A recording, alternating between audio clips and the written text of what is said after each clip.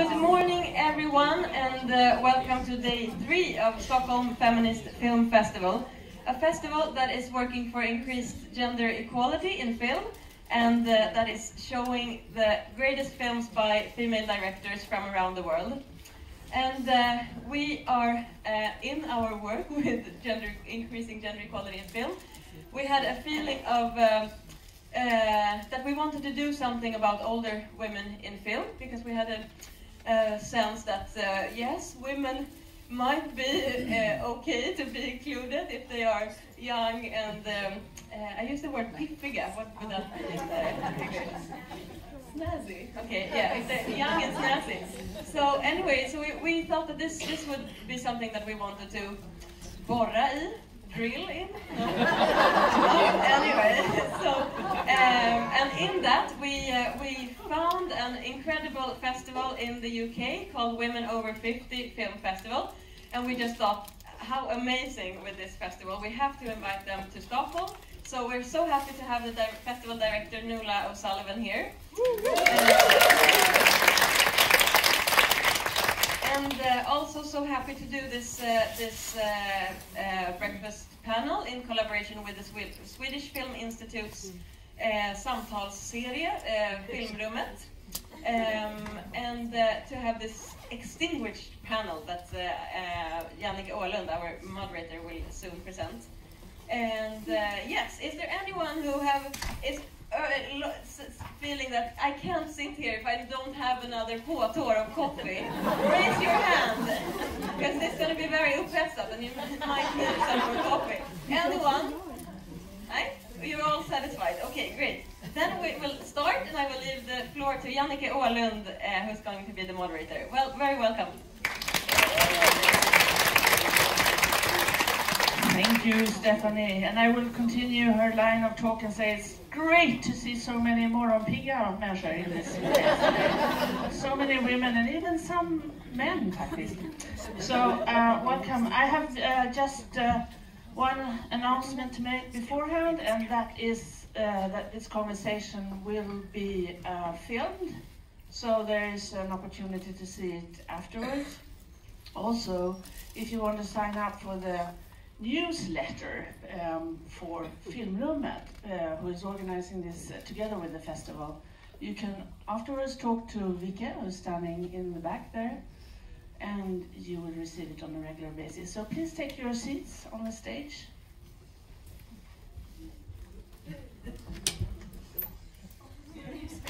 Yeah, please come up.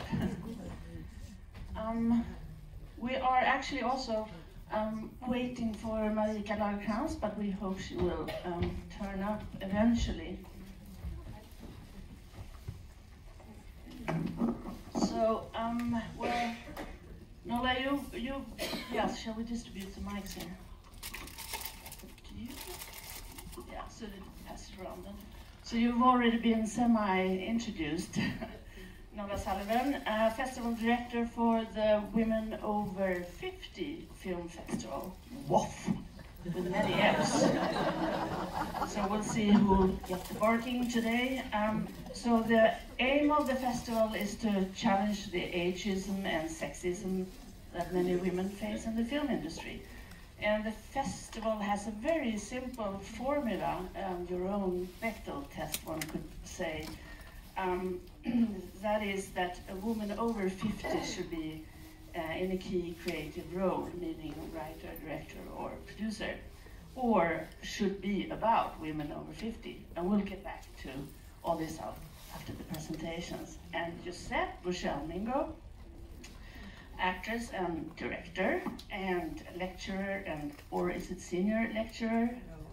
No. My boss, we've got representatives from Stockholm's University here. That's actually the rector of the university. I see. I'm just a prefect. And by the way, that was not an ageist question. It was just that reading up on all you guys, I was going to say, but women, I saw there was like a dictionary on your page where your CV is in English, where it had a word list, saying that lector is actually translated as senior lecturer, so I thought maybe this was, so yeah. Just want to make sure. No misunderstandings. So you are also the head of the Department of Acting at SKH, Stockholm University of the Arts, and Josette started the National Black Theatre of Sweden and has been an actress at the Royal Shakespeare Company as well as the Royal National Theatre in England, that is United Kingdom. Also, you were an artistic director of Riksteaterns silent theatre, Tyst Teater, for 15 years. And Maria, the other academic here, so to speak, associate professor and senior lecturer at Stockholm University. And your discipline is political science, and at the center of Maria's research are questions about gender and legitimacy. And in today's context, I want to mention particularly your critical study of official gender equality in Swedish film policy. And we'll, of course, be getting back to that as well. You're a Krona, a prolific actress, director, scriptwriter, and singer. On top of that, working a lot in TV series, on screen, and on stage. And your latest, I should say, claim to fame is the TV series Älska mig, Love Me, written and directed by Josephine Borne Busch, and thereby containing a great role for a 59-plus woman. So, by way of introduction, so women who play lead roles in Swedish feature films have their best time actually before 40. And with men, it's the other way around. After 50, they can count on playing the lead in 75% of the cases. So I would like to ask you, from your various positions, what aspect of the age difference issue would you say is the one that bothers you most? What would you say, Nola? I'd say our invisibility. I think if you can't see yourself on the screen and you can't see yourself behind the camera, then you don't think that that can exist. And of course, somebody's got to be the first, so it is possible. But I think if you have those images and those people to look up to, you're much more likely to do the art that you're made to do. So I think visibility is the key thing, particularly for older women. I think a lot of older women, after 50, I speak from my personal experience, I have a I don't give a damn attitude, and I want to try new things. We maybe have, maybe our family structure is different in our 50s, and we want to do that thing that we've always wanted to do. And I find a lot of women in their 50s want to experiment with new kinds of art. And I think having role models and work on the screen that they can look up to is really important. So it's the visibility that's the key thing for me. What do you say, Josette? I was thinking about it last night. I finished reading the report, so there's three perspectives from me. The thing that I must lift in the room, of course, is the representation of those of African descent and other minorities within the report itself. I believe that the feminist discourse and agency is not complete unless we're all involved. So you're right when it comes to visibility. It's nice to hello from the United Kingdom. Hello, hey. Anyway, I must. Yeah, it's another panel, right? But I must lift that up. That's the first part for me. Is that without that complete voice, I think our political argument is weakened by that. I think the report is excellent. I think it's an absolute support structure for discussions about the rights of women over 50. But I think that there is something incomplete. So visibility is one thing. The second thing for me, I think, really is as an actress, I played one part in a film called Mer dan vi lever, directed by a man, written by a man, Danny Coyote from Senegal. That was made in 2016, so that was a double. The idea that a lead role would be there for a woman over 50, also a woman of African descent, was another one. That I think is also very important, is the writers. So welcome, Marika. Take the stage. Hello, good morning. Good morning. So please continue. Yeah, no, that's it. I mean, that representation I think is important. I also believe that from an acting, how it's impacted me is that I start to find other platforms. I absolutely agree with that. I'm 56, don't give a shit anymore. Actually, I'm just going to go ahead and do what I need to do, whether it's at the university, to create platforms for more younger women, LGBTQ, those who identify in a non-cis perspective, to be able to take those platforms and do it themselves. We live in a new digital age as well, where resources become faster, quicker. There's no need to wait. I'm not going to go knocking on that house anymore. I'm not going to do it. Otherwise, we're going to waste our time doing that and not getting on and changing the world and making it what we want. So that's the final bit for me. It's not waiting. It's the activism of not waiting and getting on with it. Thank you. That was right to the core of the matter. And before we continue, I would also like to greet you, Marika Lagkrans. Welcome. As you know her as an actress and director and chairwoman also of Kvinnor, which in simple English would translate as what? As what? An organization for all the art. Oh, it's an organization for all the artists, all the journalists, photographers, for all people working in arts in any way, and also journalists in Sweden. And it's 60 years old. Yeah, there you go. Joint committee of something in English, I guess. I guess. Yeah, I guess. Cooperating, as she explained so well. So, från samarbetsnämnd för alla konstnärliga. Konstnärliga och litterära yrkesutövare samarbetsnämnd. Oh. So Marika started her theatrical career at 6, so she's been around for a while. And her career spans a very long time, which she has spent on Stockholm stages and regional theater stages, participating in some 80 films and television productions. She has also been a counselor for cultural affairs in Berlin at the Swedish embassy there. And last year you had a great role, speaking of ageism or whatever, on stage as the 78-year-old magnificent grandmother in the play Farmor och vår herre by Hjalmar Bergman, the Swedish author. So visibility and giving a voice was among the prime objectives for you. So from an academic standpoint, what would you say, Maria, given your brief 2 minutes? Yeah, thanks. Well, for me as a political scientist, of course, age is also about the formal and informal rules, norms, and praxis that informs and conditions women's work in the film industry. So I'm in a project right now with some colleagues, and we've been doing interviews with women of all ages working in the film industry, most of them working behind the camera. And what we have found was that we get recurring stories from older women directors that they are not able to get funding to do their films.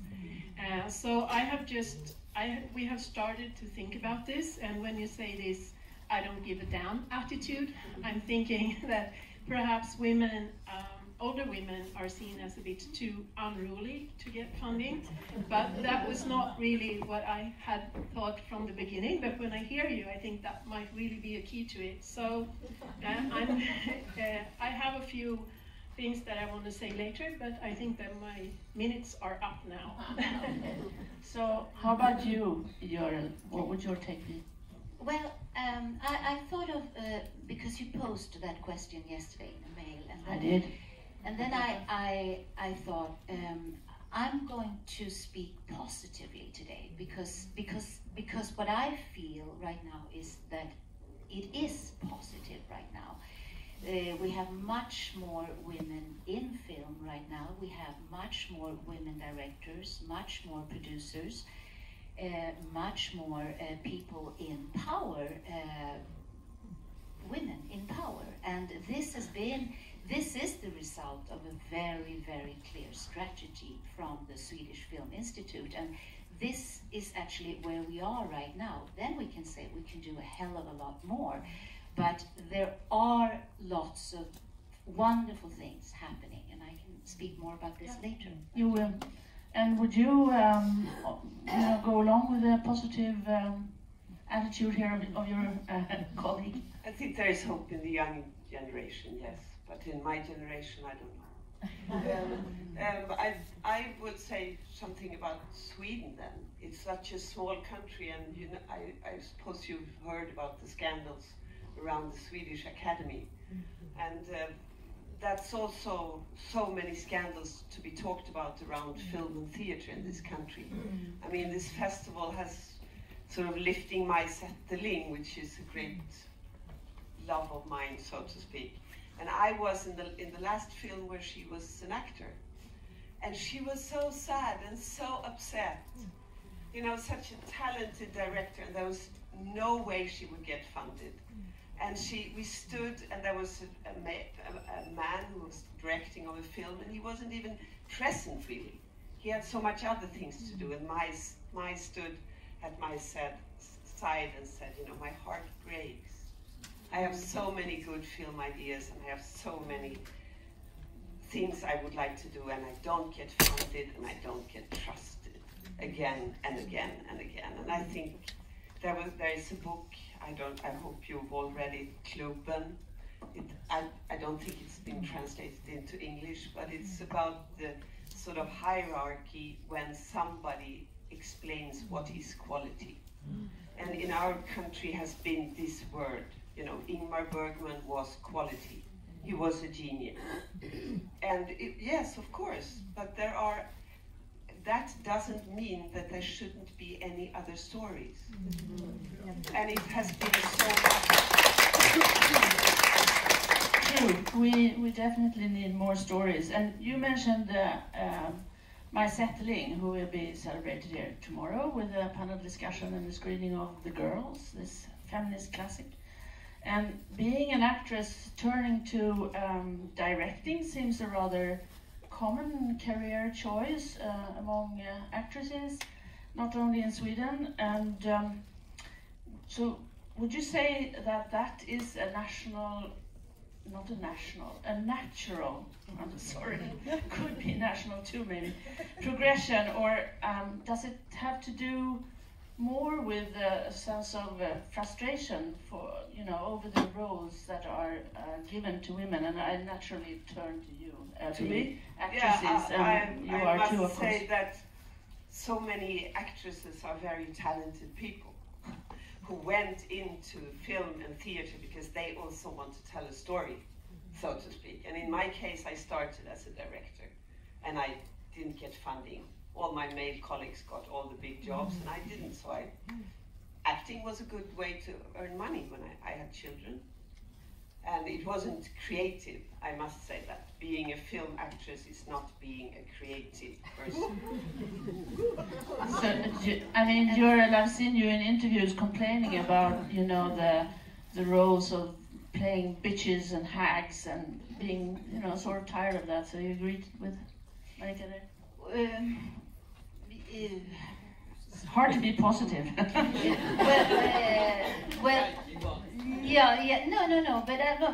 still going to be positive. It's my role today. No, but I had this preconception when I worked as an actress. I had a lot of jobs. I started early. I did a lot of things, and then everybody was telling me, and everybody was always talking about it. When you pass 40, you're not going to have any jobs anymore. And then it was, of course, natural to start thinking, okay, what am I going to do then? And so I think that is why very many women actresses start directing, because we have stories to tell, we want to work, and that's it's a natural road to take. And you would agree with that? Yeah, absolutely, absolutely. I think what's positive is actually talking about this. You know, that's to remain. But I think in the form of art, it is quite natural that someone who chooses to be a dancer, or a ballet dancer, or a pianist, or a violinist, or an actor, the normal progression is that at some point it changes. That change doesn't necessarily come. Sometimes for a dancer's body, they stop because the body can't go any further. So I agree, it is a natural progression to move into a place where you want to share knowledge. And I think that's also a kind of mirror of where we are when we're talking about the 50s, that a whole generation of knowledge and ideas and thinking and experience can somehow be so invalidated.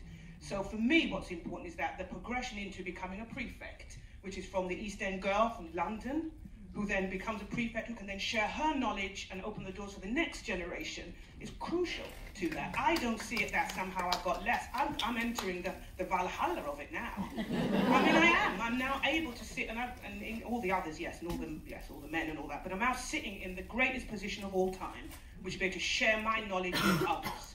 That is the forward motion, not the back. Unfortunately, history makes it the other way. It's all the men that get the credit, it's the men that are the professors, it's the men, etc., etc. I think we have a huge amount to give, right to the very end as well. So passing on the experience. And, well, men prefer blondes, and the market seems to prefer younger women up there on the screen, and generally considering seeing male actors more of a bankable asset, as you call it. So everything starts at school, you say. So what can you do in your work with acting students to bring about change? You mentioned, passing on your experience, and that's of course vital. It was really funny actually, because yesterday I got an email from Gustav Skarsgård. Actually emailed and said, I'd like to come back to the school, the acting institution, to actually, give back, because I had such an important time there. I just thought that was quite funny actually, because I wondered how that would have been if it was someone else calling me. But anyhow, the response. But at the school, what we're doing actively really is re-looking at the voice of women within the whole institution, the whole of the university. So the bench test, for example, LGBTQ approval. We've now, the whole university have been through this, so that, we are aware as teachers, staff, about the representation. In my institution specifically, it's the introducing, for example, in one part of our work, something called Global Studies, which is the introduction for the first time in the history of the university, plays from around the continent, from the African, Middle East, and Asian continent. We actually read the plays. We read the first African descent play by a diverse group of students, black, white, and every other, for the first time in 2019. Wow. And that was Lorraine Hansberry. We then introduced 5 or 6 new women playwrights that the students will now read, for example. This is one of the first and most active things that we are doing. Then, of course, it's about the guests that we're also inviting in, a series of women from around the world planned to live stream into the students. My boss doesn't know this, but it's happening. Now she does. Yes, now she does. No, but we'll be live streamed from places like... You have to say it now. Everybody saw you. Yeah, anyhow.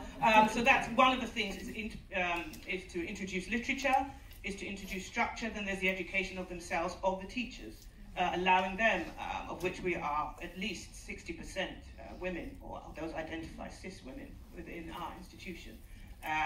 So yeah, we've also got recruiting as well, like recruitment coming, and how are we going to search for that knowledge out there? What are we going to do about it? So that's what we're doing specifically right now, amongst many other things, to increase the voice and the possibilities. And who's not here, of course, is our film and media department, who are doing huge strides to increase the visibility of women. And at the other end of the receiving line, out by the audiences, how did your, or did you want to comment, Giuseppe? I did want to say something. One of the things that we think very hard about in WAF is it's not enough to have films by and about older women and an audience of older women, although that's really, really important. But I don't think that change will come unless everyone's in the room. And that means LGBTQ, that means BAME, that means women, it means older people, it means younger people. So one of the things that we do to really try and encourage intergenerational conversation, because as you say, there's a lovely expression, it's not ageism, but sageism, that as we get older, we are wiser, that we are elders, and we have a lot, and not only a lot to give, but a lot to learn. It's not about us all saying to young people, do it like this, do it like this. We want to learn, it's about the conversation going both ways. And one of the ways that we try to make that happen at WAF is after a couple of years, we realised we weren't connecting enough with younger people. So we introduced it. It costs money to submit your film to our festival, although we have bursaries if people find that difficult, so they can apply for free. But we reached out to students and we offered them free submissions so that we would get, of course not all students are younger people, but the vast majority of students are younger people. So with this free submission, we got more films in from younger people. And another thing that WOF has just recently started to do that might interest you is we've started to go to educational establishments and run a 2-hour seminar where we show some of our short films and we talk about particular areas that we think will interest media students and filmmaking students. So the seminar is in 3 parts, and the first is about representation, where we show BAME films and LGBTQ films. The second part is about encouraging students to make films, and we've been talking about this earlier about making documentaries, because women make a lot of documentaries. The middle part of the seminar is called Making a Film About Your Mum, because your mum has got a great story, so why not make a doc about her? And the third part, which we haven't touched on yet, which I think is another everything is interesting. This is another interesting aspect. The third part of the seminar is about older women's sexuality on screen, because that is a big bit of our invisibility, is about us having desire and agency and sex and sexuality. And so I think we're all talking in the same area about how we move forward, and part of it is about making connections with younger people, because they are the future and we are the elders, and we've got stories to share. Yeah, it is very hard to talk, I mean, specifically about ageism without touching upon, you know, a whole array of other issues as well, and some of them will be devoted special seminars here. But I'm thinking here, well, when we're talking, Maria, of your critical analysis of the official Swedish film policy, as long as it has existed in terms of gender parity, and that is the 21st century. That is from the year 2000, I think, when Åsa Kleveland brought up the thing when she was the head of the Swedish Film Institute.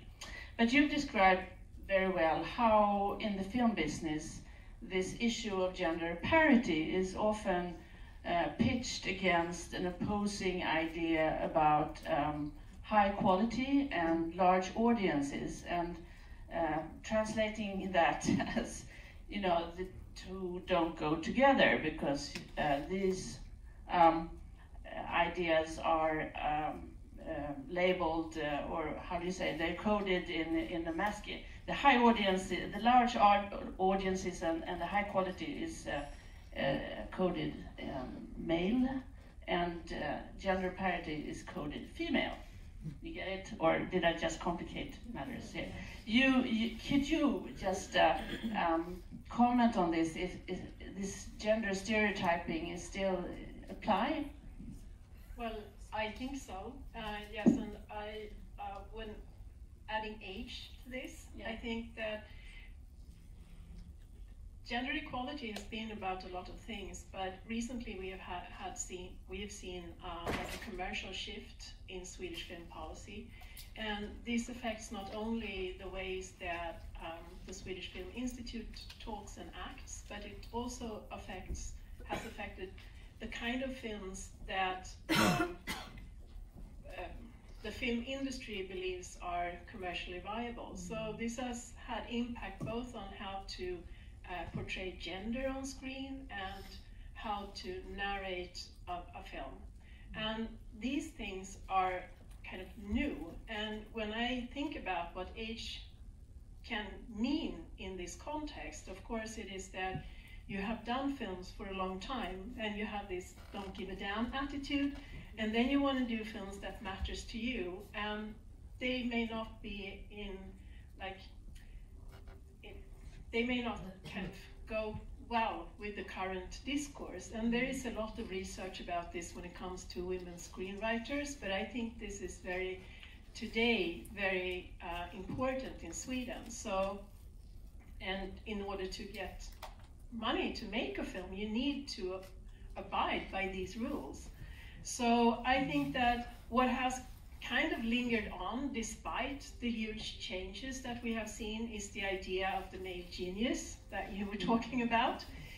Only that this male genius has transformed a bit, so now this man can make films that are commercially viable and, you know, very interesting to see for audiences looking for action movies or whatever. So in that sense, I think that don't give a damn attitude, and what you say about women, older women wanting to, you know, having a lot of knowledge and wanting to do new things and learn new things is kind of counter to the idea that older women cannot do new things, and they are not up to date with what is happening.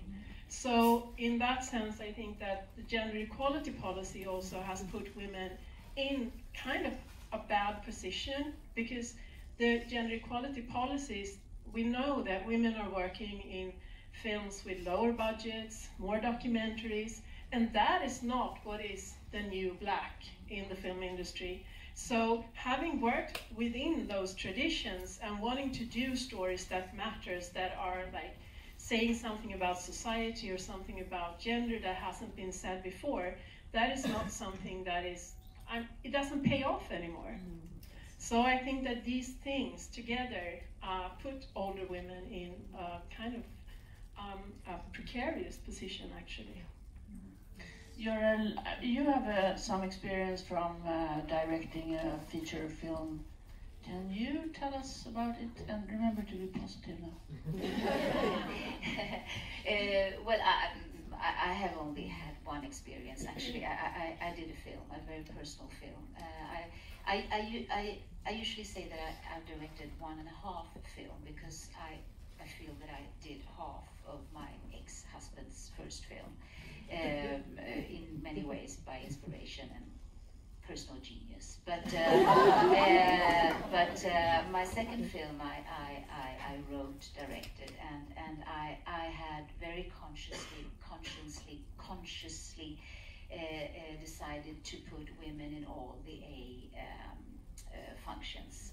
So the only male participation in the film was the sound technician and the music, and this was a very political conscious move from my side, and I had 3 women in the leading parts. It was a story about 3 women and 3 equally big parts, leads. It's called the Quiet Game, Tysta leken.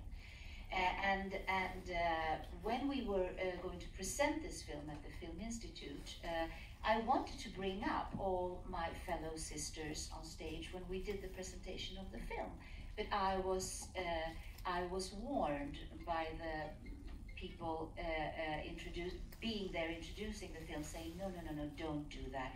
Then this will be called that you're doing a woman's film, a woman film. And then Ruben Östlund came up on stage, and he had all this. And they said, but you can bring up 4 people on stage. Okay, and the women photographer, the producer, the lead actresses, and myself.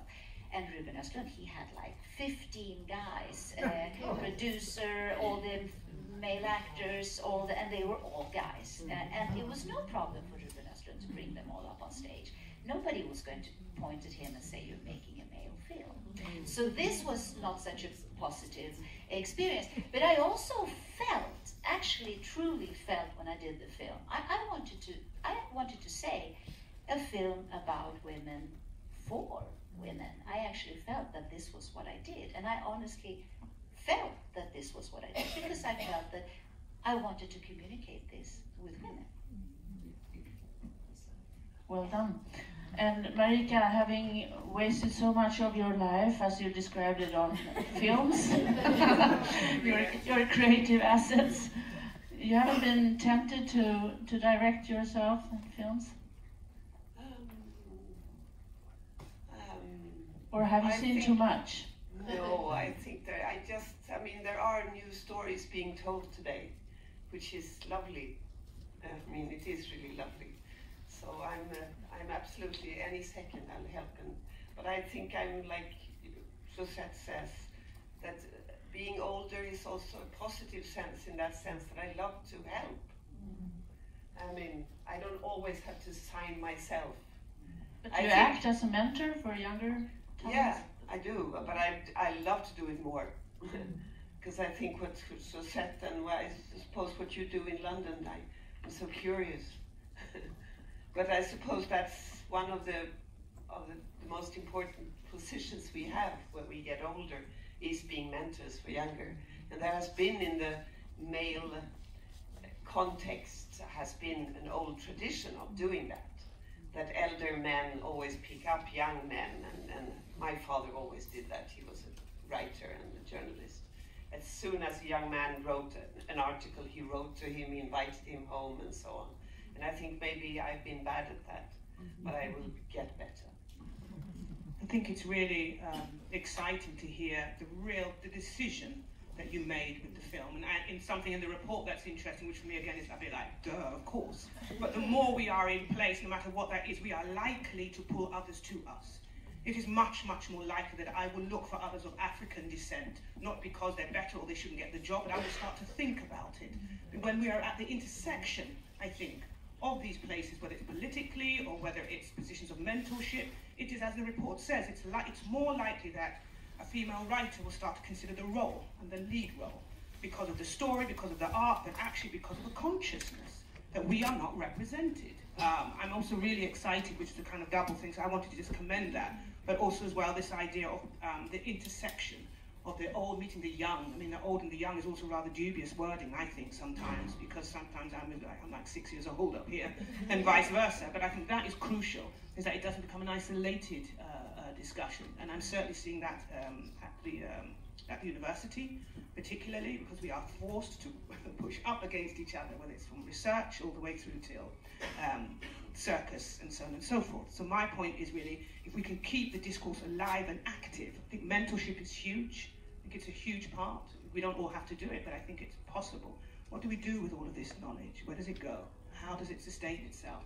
So that's also something I would definitely maintain. That's what we're working with now. Well, there is a lot of statistics flying around when we discuss this issue, and I won't bore you with too much of that, but this is 2020. This is the year when everything should be fixed, 50-50 by 2020. And I think I read in the report, Torte, you correct me if I'm wrong, but already by 2017, the number of 50 or plus 50% was achieved when it came to women directing. Am I correct? Yeah, good. So that's one way of looking at statistics. And then you could do it the simple-minded way, as I did last night, when you look at last year's feature films. Then we find 17 men directing a feature film and only 5 women. So, I mean, that's just another way of doing statistics. But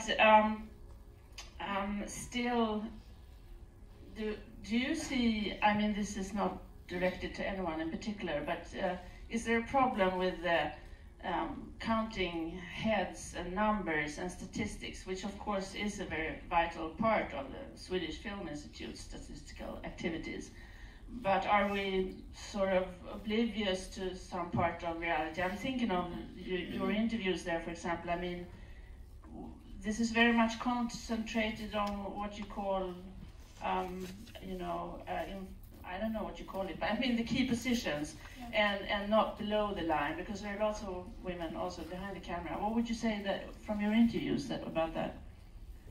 Well, about statistics, I think it's very important to do the counting, and I really agree with you that the 2018 gender equality report is amazing. And when I travel around at conferences and I meet colleagues from other countries, they spend like 3 years gathering the numbers that we get for free from the Swedish Film Institute, so thank you. But I mean, I think it's important because it sheds light on things, but it's also important to remember, I think Winston Churchill said there are 3 kinds of lies. lies, damned lies, and statistics. So in that sense, we also have to kind of understand what the figures stand for and what they mean. So I think that is what we are doing. And I will just tell you a brief story from one of our interviews with Gunnel Lindblom. She directed a movie called Sommarparadis, Summer Paradise. Paradis Torg, Paradis Torg in 1977. And when she wanted to do the film, Harry Schein, the first CEO of the Swedish Film Institute, said, "No one wants to see two old ladies, kärringar, on screen." And she did the film anyway, and Ingmar Bergman produced it, and then she won a prize at the Cannes Film Festival, and Harry Schein had to host the reception. So somehow people do want it. I think that people do want to see older women on screen, and I think also that women over 50 are like the ones supporting culture in general, and I think that we want to see films about us. I know, Nala, that you... Sorry, did you want to say? Okay. I know that you will recognize this quote. "Ageism is just prejudice against your own future self." It was hers, actually. But it's not yours, but I picked it up on your page. So, but this is basically why you got involved in the first place in the Women Over 50 Festival, that you didn't find your peers in these congregations. So how are we, what is the clue for seeing more films about, well, let's say plus 40 just to go back to the statistics, I think you can cut cake you can make statistics say whatever you want, but it is important to count, it absolutely is. And I would add, statistics must lead to action, because all of us in this room have seen so many reports from cultural institutions and whatever area we're in, and a report is not action. A report is a blueprint for action, and I think that's really important. And I think the other thing I'd say about statistics is statistics give you a big picture. I think particularly as women, but as all people, I think you have to trust your own inside story. And that is what happened to me, that I was a writer and producer, and mostly for radio and theatre, and then I wrote and produced a short film festival, a short film, and my job as a producer was to try and get it into film festivals, and I went to short film festivals, and it was there, I was in my early 50s, I'm 57 now, and it was there that I felt this, for the first time in my life, this invisibility of older women. I wasn't seeing older women on screen, but the thing that really struck me was in the bar afterwards, in a situation where I'm usually very comfortable to give my opinions about art or whatever I've seen or experienced. And I saw people in the bar, they did that thing where they looked and their eyes went up over me, and I was really shocked that nobody saw me. And certainly in British culture, maybe not so much in Swedish culture, it's really embarrassing to say that you're lonely. It's shameful to think that you've got no friends and no one's talking to you and you're alone in a crowded room. And it took me some time to be able to talk to my friends and say, I feel I don't fit in anymore. I feel I'm lonely, and I don't think my film belongs. And I think if we learned one thing from feminists in the 60s and 70s, is if you say your personal truth out, actually you might really connect with someone, and it will make you stronger, and it will spurn you on to something. And it was the talking of my personal experience that actually made WAF happen.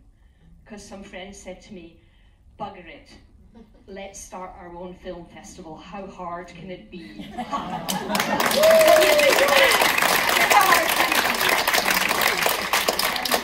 actually, that first night in the pub when we talked about it, we said, if nobody else is interested in this idea, in those days, 7 or 8 years ago, the film was on a DVD. I said, I will put Microscope, which is the name of my film. I imagined I had it in my hand. I said, I will put Microscope on the table. If we get no other submissions, we'll have an afternoon, we'll have 2 bottles of wine, we'll watch Microscope and Thelma and Louise. That was the original idea.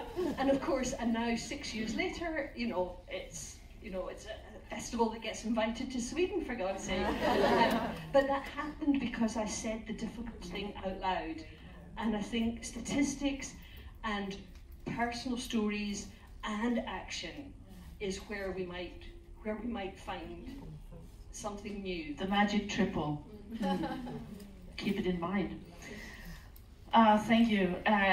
And considering the new flourishing market for streaming content, like Netflix, HBO, or even Swedish companies, do you see this development as hopeful for more diversified content? I mean, pluralism is the shit.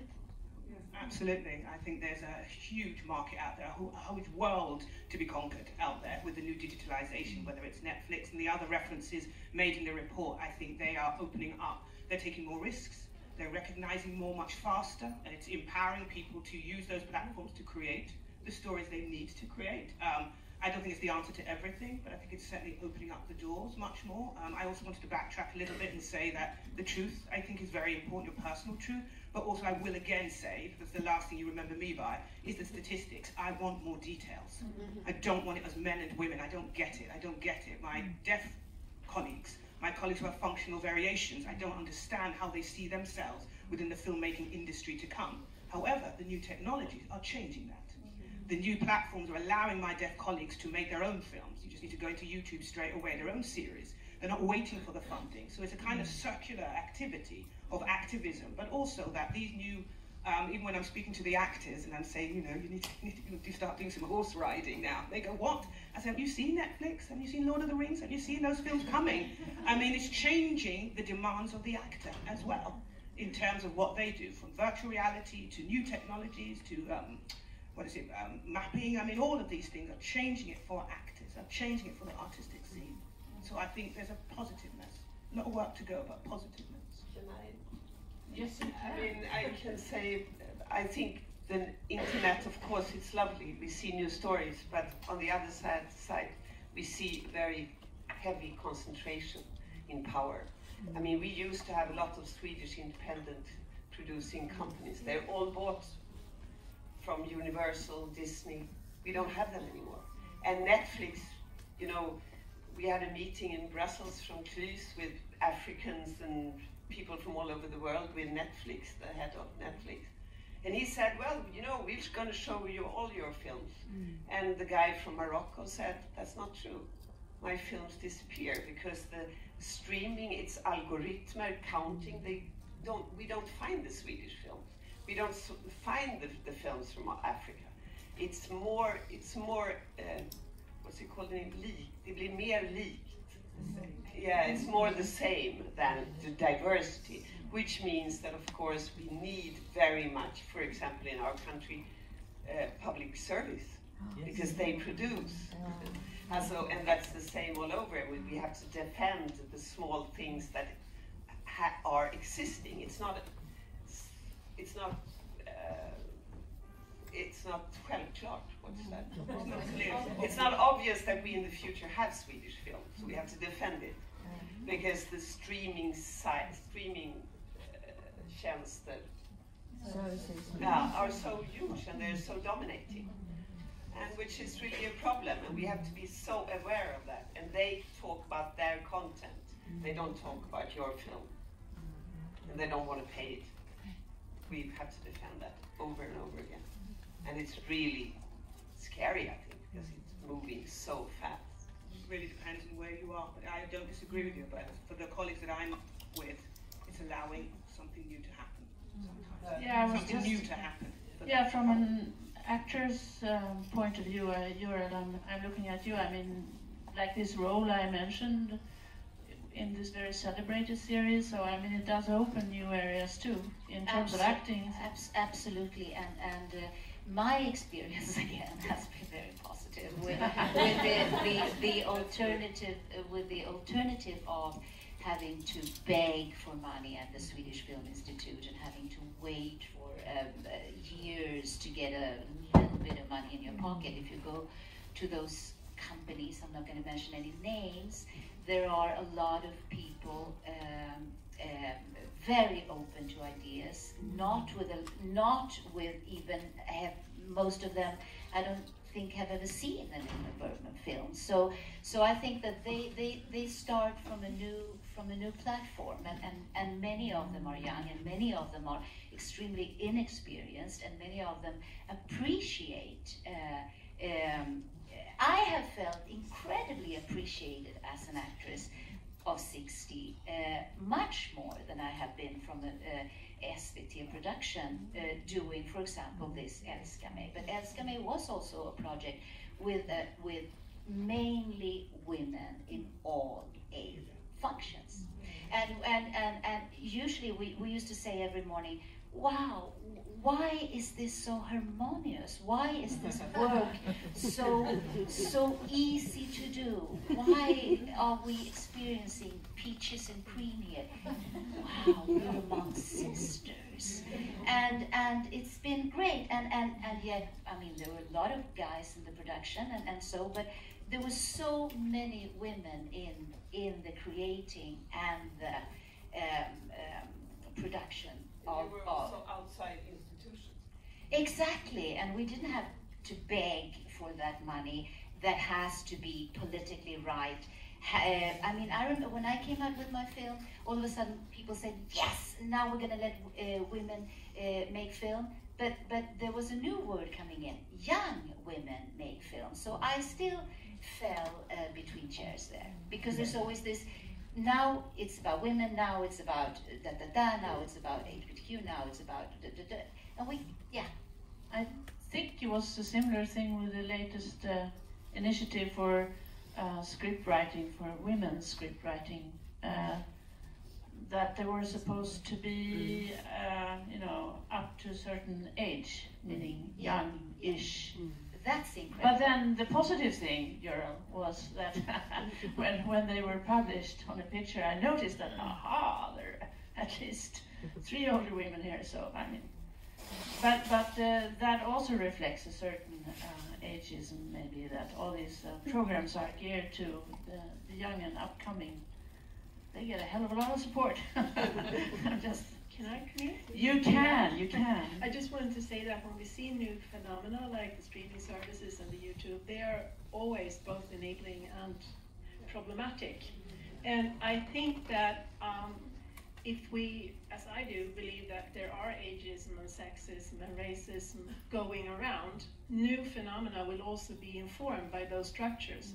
So I think that saying that this is like the solution, it's not, but it's not the end of the world either.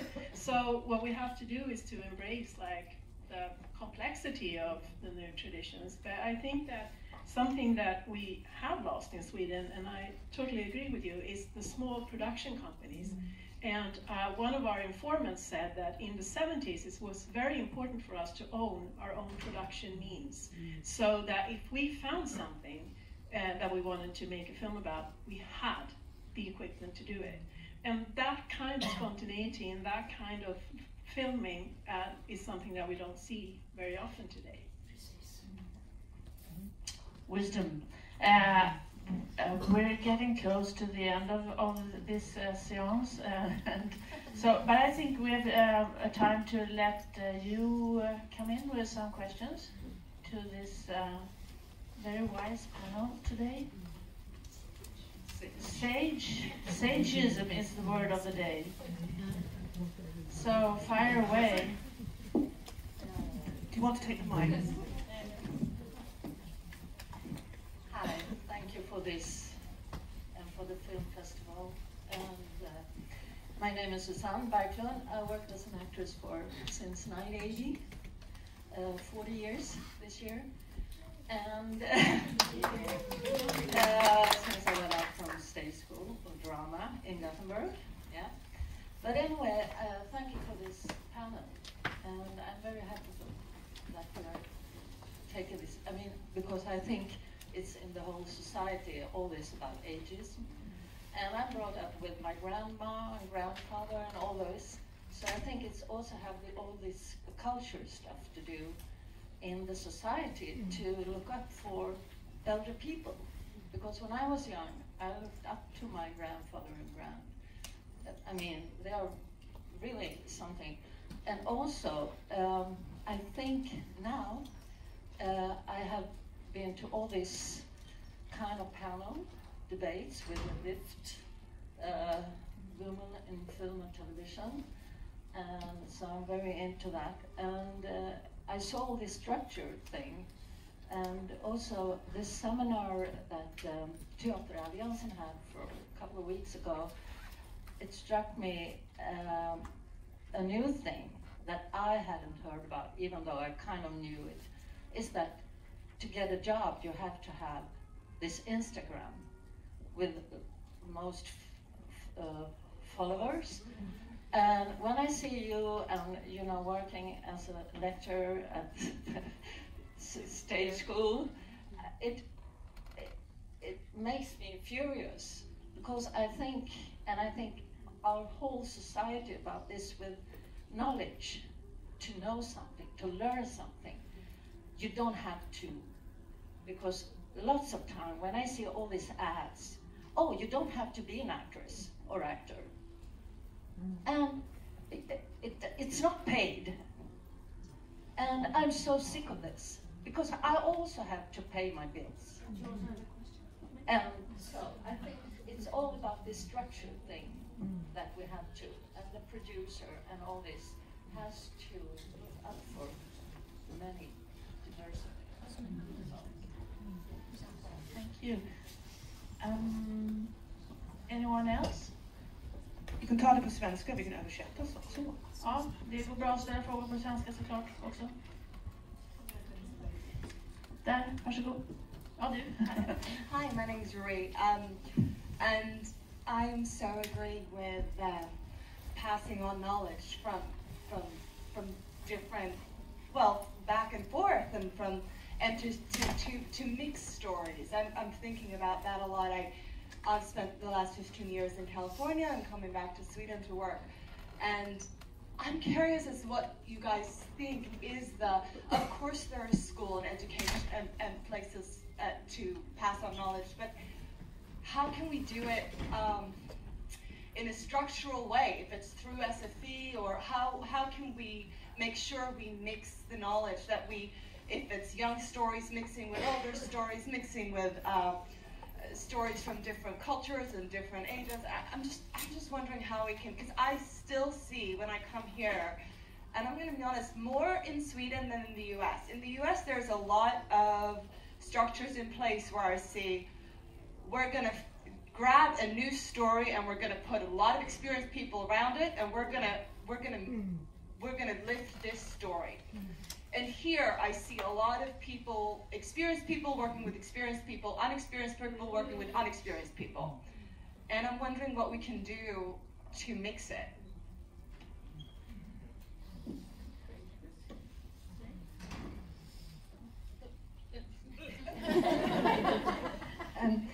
One thing that strikes me, and I can only speak about what WAF does, one thing we recently started doing is so we have the festival, and then films win prizes, and we take the best films around the UK. We're available in Sweden if you want to book us. So we go around Britain and Northern Ireland. And something that we started to do recently, and we'd go to regular cinemas and community halls and churches, but recently we started to go into elderly residential homes. So what we're doing is taking cinema to where people can't get cinema, and that's when we can start more dialogues with older people and hear their stories. And one thing in general, particularly as filmmakers and artists, old people are always the keeper of stories. They're the glue that keeps families together. They have these great tales. So it's about us somehow tapping into them to get those stories out, and we have to go to where they are, would be the main thing I'd say. think the second thing is that although you lift the United States at this point, it's interesting to see what happened with the Oscars this year in terms of the amount of women nominated for films, etc. That was a whole other thing. So I think that's quite important to keep that in perspective. I think one of the things is not to wait. I think here, even in this room as well, because one of the things is to recognize the value and the wealth of what we have here.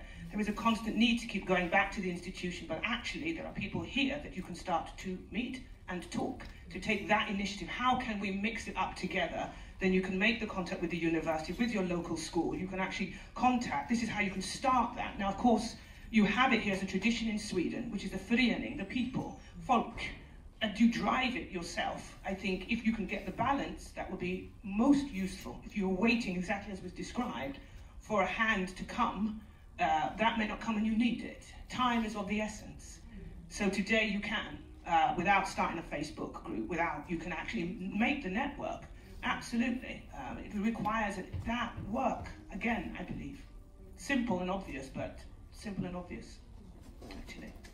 Okay, Two more. You had a question there. Yeah, I have a question. My name is Marianne Wiltorp and I'm a screenwriter. And when it comes to ageism, I've made an observation. I was watching this film called Äldre, A Piece of My Heart, where I noticed that Marie Rickardsson, she played the mother of Jonas Karlsson, and Marie Rickardsson is only 12 years older than Jonas Karlsson. And it sort of struck me that don't make women older than they really are, especially when it comes to women over 40, or make men younger. So it's more like an observation on that fact. Thank you. We all agree. And you, in front?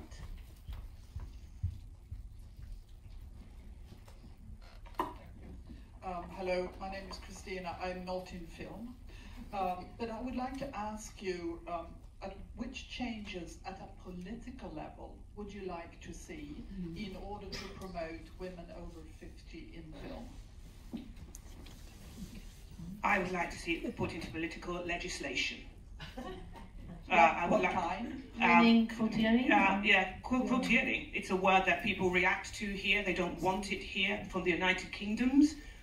This is something that's been in place, both controversial or not, but because the statistics are so important and the real legal matter on which we stand is so important, that is what I believe is still missing. There's a huge reaction to it because it is always reduced to, oh, you mean I have to count how many people? Yes, you do.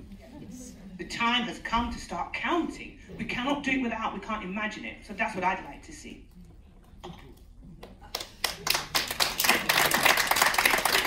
Well, let that be the final wisdom of today. We're already transgressing, but who cares? It's so interesting. And thank you for contributing all your various perspectives. I like sageism, really. So I hope you will bring it with you home.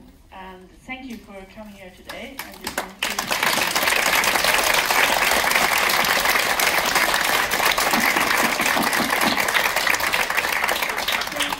So much, Jannike and the panel, and I would also like to say that there will be firstly I would like to say that I forgot to say that this is a collaboration also with Teaterförbundet and the WIP, Women in Film and Television, and WIP will organize a lunch at 12 o'clock with Nuala as a guest of honor, where we will discuss the subject of women over 50 further. So if you feel that this was not enough, please come and have lunch at 12 at 11:30. At just across the street, if you want to talk more to Nuala. So very welcome, and thank you very much. I also want to make PR for Facebook groups, because that's how I started to find filmmakers that I could work with. And there is a group called icke-binära kvinnor inom film. Please join it. Try to find new people that you don't know. Yeah.